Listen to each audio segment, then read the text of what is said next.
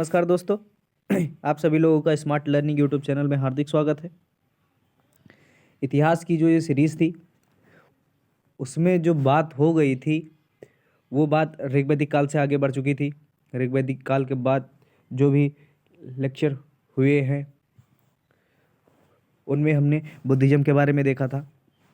Buddhism के सभी fact, Gautam Buddha के बारे में जितने भी फैक्ट थे उसको हम लोगों ने देखा था महत्वपूर्ण।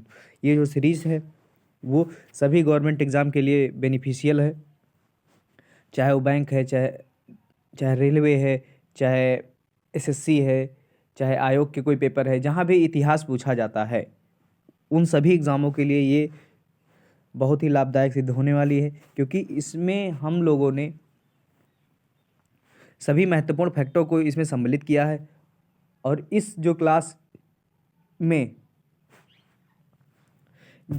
प्रीवियस ईयर में जितने भी आए हुए क्वेश्चंस हैं उन सभी को यहाँ पर सम्मिलित किया गया है, किसी भी क्वेश्चन को छोड़ा नहीं गया है।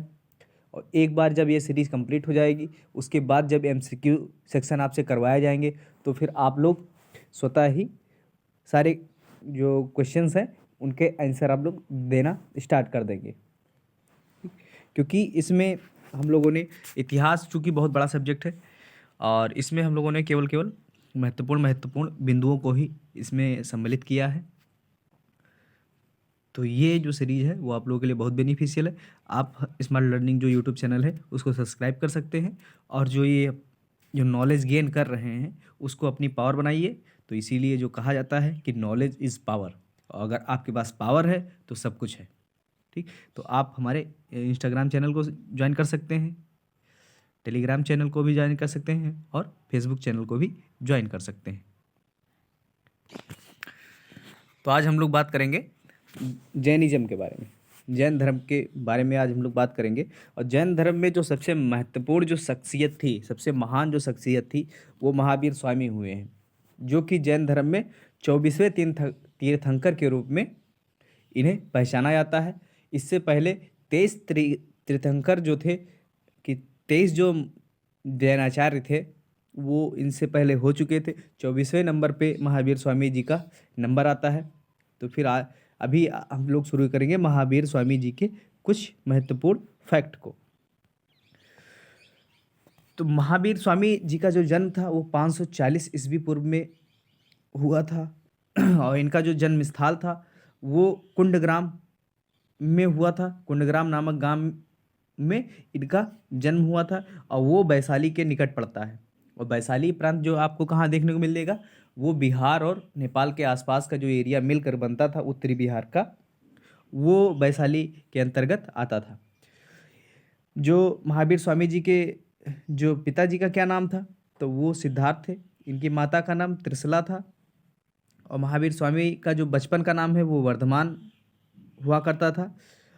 और जो महावीर स्वामी जी का जब विवाह हुआ था तो इनकी पत्नी का नाम यशोदा था और इनके एक पुत्री थी, उसका नाम प्रियदर्शनी था।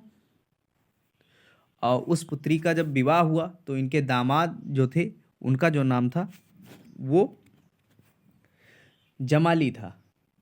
उनका नाम देखने को इतिहास में मिलता है जमाली। ठीक, और महावीर स्वामी जो हैं उनको ज्ञान कहाँ मिला हुआ था, ज्ञान की प्राप्ति उनको कहाँ हुई थी, तो एक श्रम्भिक नामक गांव था।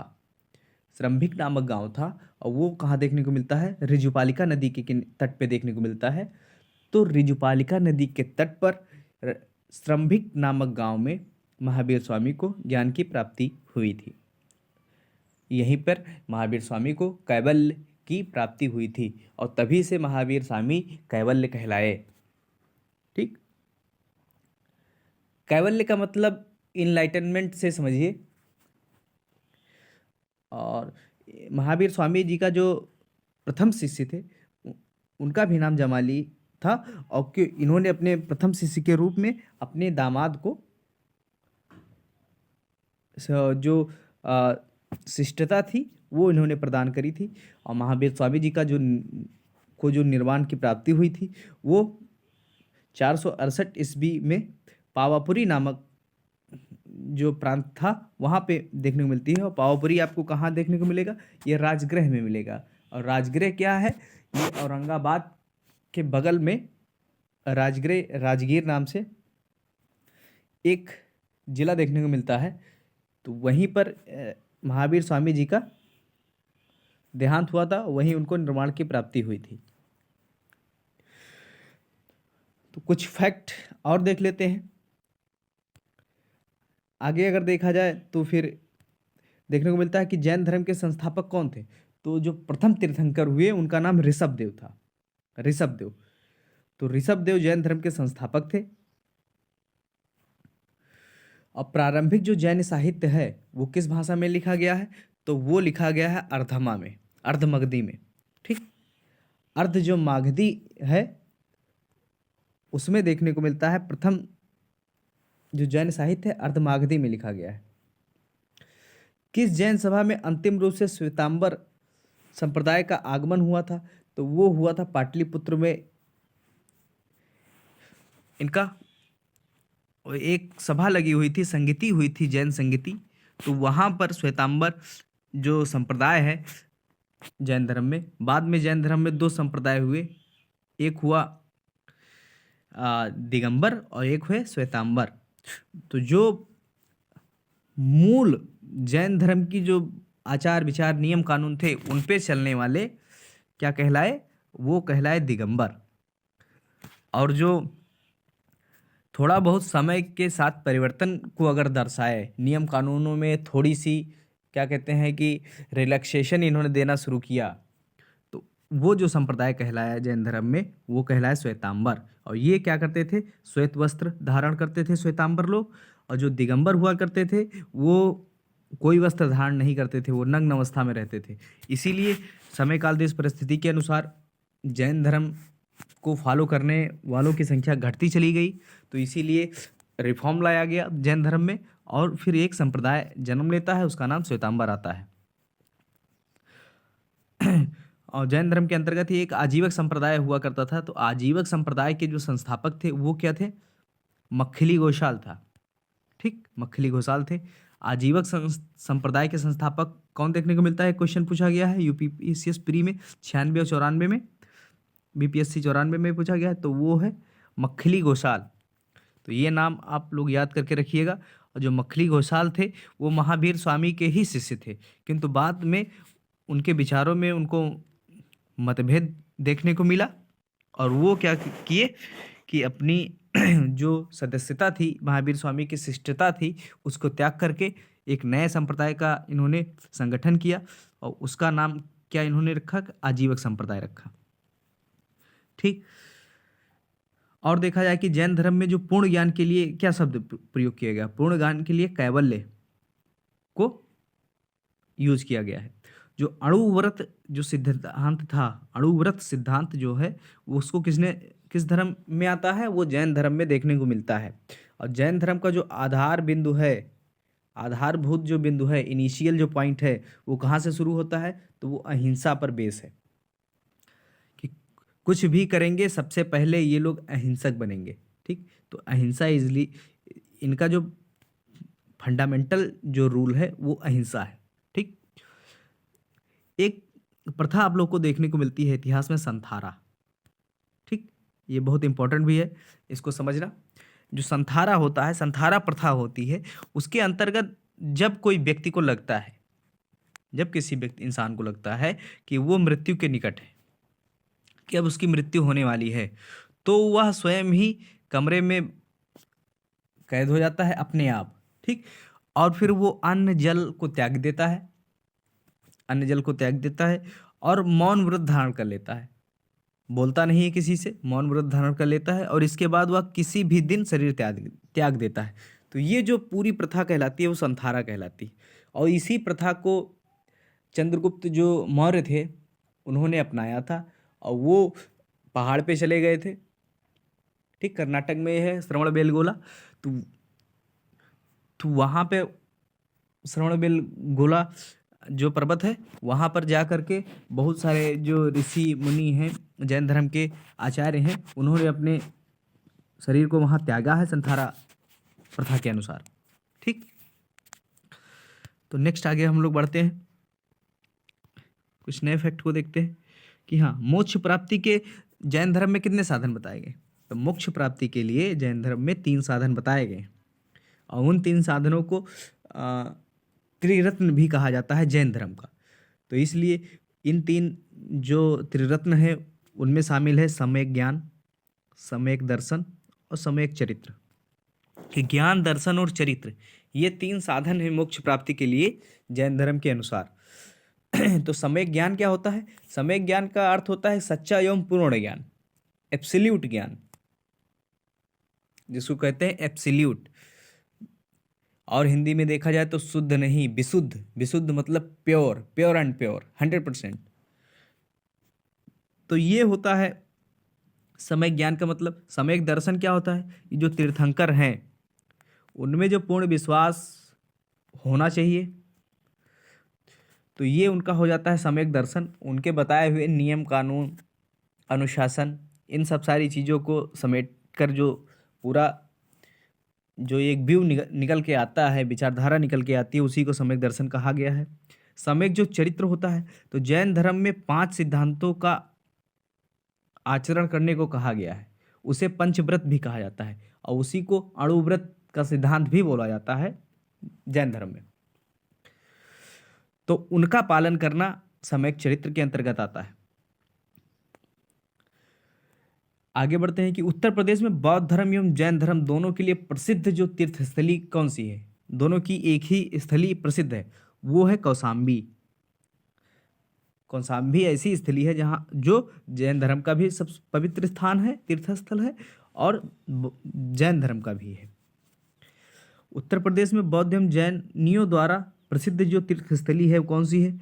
तो आपको ऑप्शन मिल जाएंगे सारनाथ, कुशीनगर, देवीपाटन और कौशाम्बी। तो कौशाम्बी दोनों के लिए फेमस है। सारनाथ है बौद्ध धर्म के लिए, क्योंकि यहाँ पे जो भूमेखा जो स्तूप देखने को मिलता है, धमेक, ठीक, तो वो सारनाथ में आपको देखने को मिलेगा, काशी में। और कुशीनगर जो है, यहाँ पे भी कुशीनगर पडरौना में भी एक आपको स्तूप देखने को मिलेगा। देवीपाटन है वो शक्तिपीठ है। तो ये 4 आपको ऑप्शन को मैंने डिस्क्राइब कर दिया। जैन परंपरा के अनुसार महावीर स्वामी कौन से तीर्थंकर थे? तो वे 24वें तीर्थंकर हुआ करते थे। और अब देख लेते हैं कि जैन धर्म में कितनी संगीतियाँ हुई। तो जैन धर्म में मेनली 2 संगीतियाँ हुई थी। तो दोनों जो संगीतियाँ हैं वो बहुत फेमस हैं। अब प्रथम जो संगीति थी वो पाटलिपुत्र बिहार में हुई थी। यहीं पे श्वेतांबर का जन्म हुआ था, अभी हम लोगों ने पीछे देखा। और उसका जो टाइम फ्रेम था वो 300 ईस्वी पूर्व था। और इसकी अध्यक्षता किसने की थी? स्थूलभद्र ने की थी। और उसके बाद जैन द्वारा द्वितीय संगति का आयोजन किया गया और वो हुआ वल्लभी, गुजरात में। और ये जो टाइम फ्रेम था वो 512 ईस्वी था। इसकी अध्यक्षता किसने की थी? देवर्धिगण द्वारा या फिर क्षमाश्रमण द्वारा इसकी अध्यक्षता की गई थी। तो ये 2 जो जैन संगीतियाँ हैं उनको आप लोग याद कर लीजिएगा। इसमें मेनली स्थान सबसे ज़्यादा पूछा जाता है कि पहला कहाँ हुआ था? तो पहला पाटलिपुत्र में हुआ था और दूसरा वल्लभी, गुजरात में हुआ था। पहले की अध्यक्षता स्थूलभद्र ने की थी, दूसरे का जो अध्यक्षता थी देवार्धिगण द्वारा किया गया था। जैन धर्म के अनुसार सृष्टि की रचना एवं उसके पालन पोषण की किससे हुआ है? तो ये क्या था कि जो सृष्टि की रचना और उसका जो पालन पोषण है ये सार्वभौमिक सत्य से जुड़ा हुआ है, क्योंकि इसको तो होना ही होना है, ये यूनिवर्सल ट्रुथ है। इसके बारे में कोई प्रमाण देने की कोई आवश्यकता है नहीं, ठीक। तो वो सार्वभौमिक सत्य है। जैन समुदाय में प्रथम विभाजन के जो श्वेतांबर संप्रदाय के संस्थापक कौन थे? तो जो श्वेतांबर संप्रदाय के संस्थापक थे वो कौन थे? स्थूलभद्र थे। अगले क्वेश्चन को देखते हैं कि जैन तीर्थंकर पार्श्वनाथ द्वारा जो प्रतिपादित 4 महाव्रतों में महावीर स्वामी ने 5वें महाव्रत के रूप में क्या जोड़ा? तो 5वें में उन्होंने जोड़ा ब्रह्मचर्य। इससे पहले 4 ही अणुव्रत हुआ करते थे, महावीर स्वामी ने उसमें 5वां जोड़ा। और जो पांचवा उन्होंने जोड़ा उसका नाम क्या था? ब्रह्मचर्य था। महावीर स्वामी के जो प्रथम शिष्य कौन थे? तो ये आपको पता है कि जमाली थे, जो कि महावीर स्वामी के दामाद भी हुआ करते थे। त्रिरत्न जो सिद्धांत है उसमें सम्यक धारणा, सम्यक चरित्र और सम्यक ज्ञान जो है वो किस धर्म की महिमा है? तो ये जैन धर्म में है। दिलवाड़ा का जो जैन मंदिर है उसका निर्माण किसने करवाया था? तो वो सोलंकी शासकों द्वारा करवाया गया था। और गोमतेश्वर की प्रतिमा किसने स्थापित करवाई? तो गोमतेश्वर की जो प्रतिमा थी चामुंड राय ने करवाई थी, जो कि एक मंत्री हुआ करते थे। ठीक। श्रवण बेलगोला में गोमतेश्वर की जो विशाल प्रतिमा है किसने स्थापित करवाई थी? तो ऑप्शन आपको देखने को मिल जाएगा चामुंड राय, कृष्ण प्रथम, कुमारपाल और तेजपाल। तो इसका जो सही आंसर हो जाएगा वो चामुंड राय हो जाएंगे। ठीक, हम लोगों ने पढ़ा है आगे। एक क्वेश्चन और है कि महावीर स्वामी का जन्म कहाँ हुआ था? आपको देखने को मिल जाएगा ऑप्शन कुंडग्राम, पाटलिपुत्र, मगध और वैशाली। तो ये आपको देखने को मिलेगा कुंडग्राम। अब ये देखिए क्वेश्चन बीपीएससी में कितनी बार आया है, तो इस क्वेश्चन की महत्ता आप लोग देख सकते हैं। आगे हम लोग अगर बढ़ें